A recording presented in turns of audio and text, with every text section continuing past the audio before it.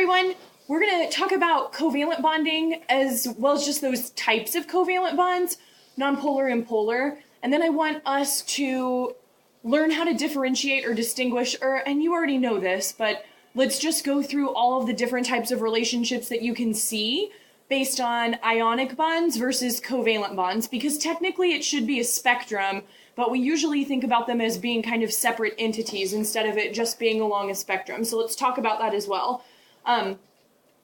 After we finish up covalent bonds, I'm going to make another small video, and that video is going to be for, oh my gosh, Tuesday's class.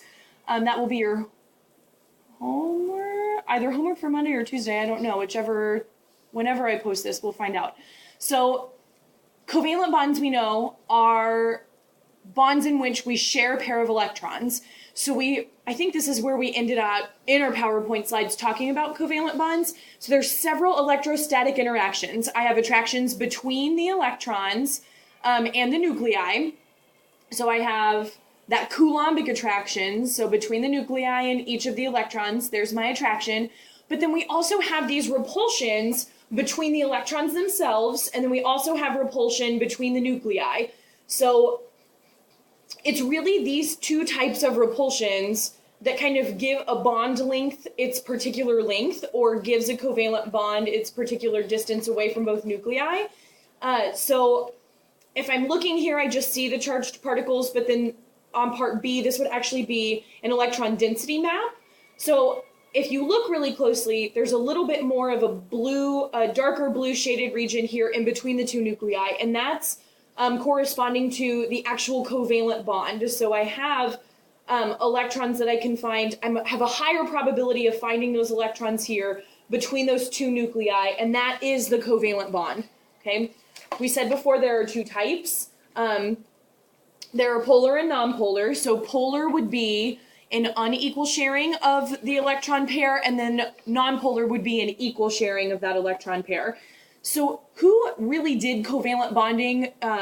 Gilbert Lewis was the one, I think, that we give credit to working with covalent bonds, because he worked with Lewis structures first, and he was trying to understand how atoms will share a bond or share a pair of electrons, or if we're thinking about the ionic compounds, what electron is just going to give, or what atom is going to give an electron up versus what atom is going to want to receive an electron. Okay, so nonpolar versus polar covalent. When two identical atoms bond, their electronegativity difference is the same, so that means that they're sharing them equally. So a nonpolar covalent bond is when we're sharing equally, and a polar covalent bond, again, is when we are sharing unequally. So that means that one of the atoms is going to exert a greater attraction for those pair of electrons in that shared bond. There's two examples that we have here. We have the diatomic molecule fluorine, and then I also have hydrogen fluoride, okay? Now, hydrogen fluoride, this is where we're going on to that spectrum, because we assume that hydrogen fluoride, when it's dissolved in water, acts like an ionic compound. But hydrogen fluoride is really technically more acting of a polar covalent compound. So it has properties of both. So we can kind of classify it as really both. It just depends on the type of situation. So that's why I'm telling you that it's a spectrum. It just totally depends on the situation and the characteristics that it has at the time. So bond polarity is just a measure of how equally or unequally electrons in any covalent bond will share their electrons, okay? And we'll talk about the difference in what makes something, in terms of electronegativity, nonpolar, what makes it polar, and what makes it ionic. So I see the distribution here. Since all of this color is the same, it's showing you that the electron distribution is equal. So each fluorine atom is pulling on the electrons with the same amount of strength or attraction. Hydrogen fluoride, though, is going to be a little bit different. So I see that fluorine has a more larger end, so that's telling me that fluorine has a greater attraction for the electron than hydrogen does. And you had one of those papers that you received on Thursday with the electronegativity table, and it tells you all of those electronegativities. So fluorine has that electronegativity of 4.0 and hydrogen is 2.1. So because fluorine is more electronegative, it pulls the electron closer towards itself versus hydrogen, which then does not. This is what will create a dipole. And a dipole is just the creation of partial charges. So if I want to represent that, and let me open up, guys, an active inspire. I'm sorry, I did not have that open before. Enjoy the unicorn. So whenever we have a covalent bond, and specifically a polar covalent bond, then I've created something called, that's terrible green, let's go purple, a dipole. So I have hydrogen bonded to fluorine. Fluorine is more electronegative, so I can show a dipole in two different ways. I could do an arrow in which the head of the arrow is directed toward the more electronegative element, so that would be fluorine in this case, because fluorine is 4.0, hydrogen is 2.1, okay? So fluorine is the more electronegative of the two, so I want to draw a dipole, and that's just an arrow, toward the more electronegative element. But then I also want to show that I have an electropositive element, meaning one that does not want to have as much of an attraction toward the electron. So at the end of that arrow, I'm just going to draw a line. What I want you to think about is arrow goes to the negative, and then I'm going to make kind of like this little positive sign toward the electropositive end. So electronegative end, electropositive end, and as long as you know which one's the electropositive and you draw kind of like a little plus sign at the end of the arrow, you'll be good to go, okay? Another way that I can draw a dipole, or signify that I have a dipole, I'm going to draw a lowercase Greek symbol delta. So the electronegative would be a partial negative charge for fluorine, and then hydrogen would be my electropositive, which would then be my partial positive, so that'd be a delta with a plus sign. So either the deltas or the arrow with a little plus sign at the electropositive end, either one of these would be totally acceptable. And we're doing that only with a dipole, and a dipole is only created when we have partial charges. Okay?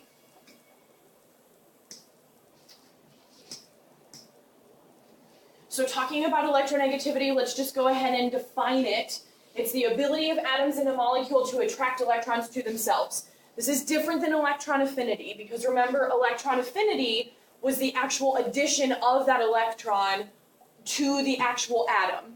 So remember, our trend was, as we moved toward the halogens, they were more negative numbers. So they were bigger numbers in magnitude, and then they were also negative. They were negative because when I add on an electron, I'm creating an attraction, so we're releasing energy. And they're bigger as I move toward the halogens, because the halogens want that one extra electron, because when they gain it, then that means they have that full outer shell. So electronegativity is just going to be the ability to attract.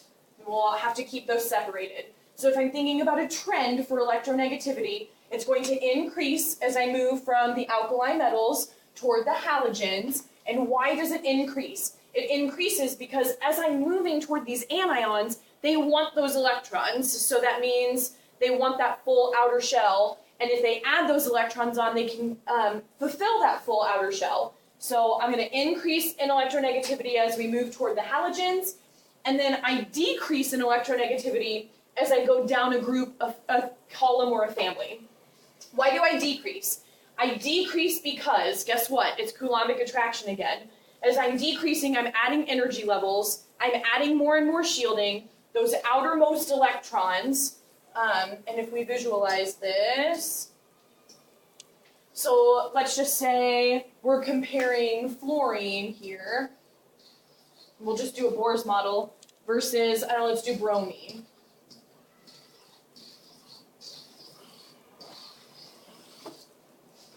Okay, so for fluorine,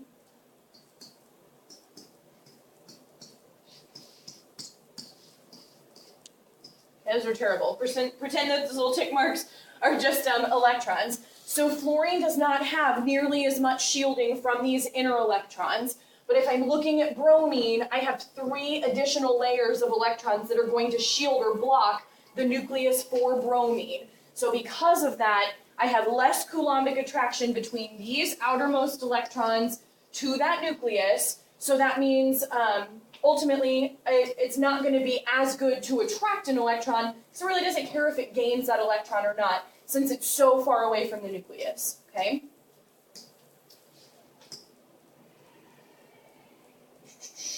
Okay, so it says we can use a difference in electronegativity between two atoms to gauge the polarity of the bond that the atoms form. So if I have two identical atoms or two identical elements, ultimately I know that that electronegativity difference will be 0. But what will signify how much electronegativity difference means that I have a polar covalent bond?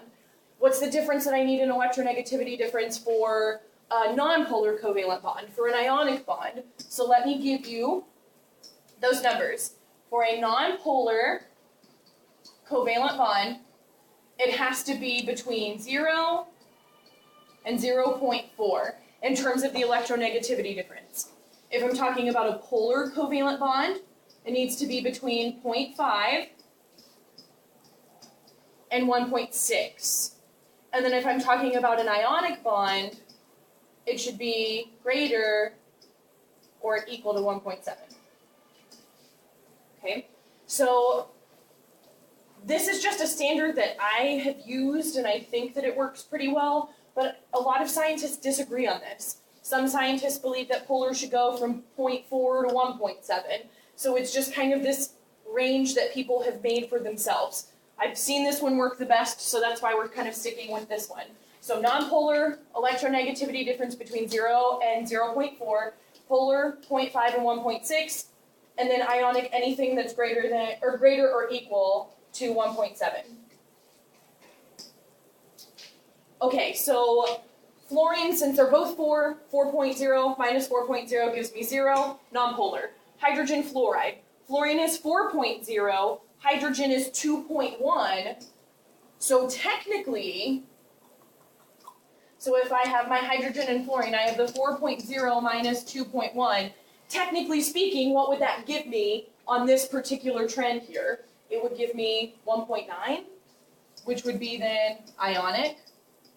Even though most acids we would classify them to be covalently bonded because they're still sharing that.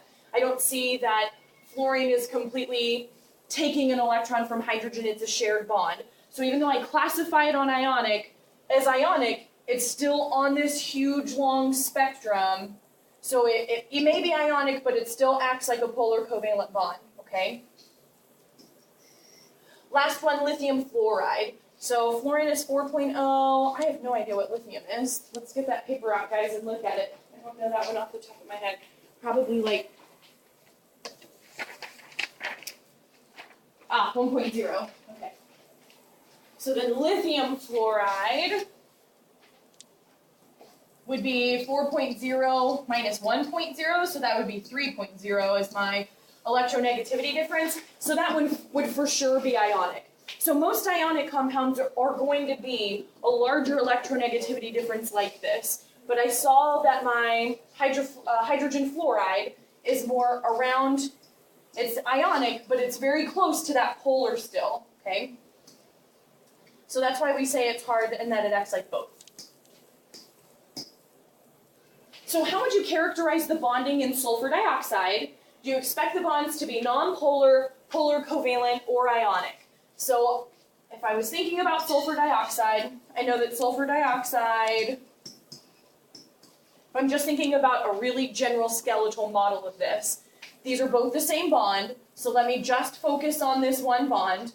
I know that oxygen has an electronegativity difference of 3.5, and I know that because I know oxygen's, and you should know oxygen's electronegativity, and then sulfur, if I'm looking at my periodic table, it's just right underneath. So then sulfur is 2.5. So that electronegativity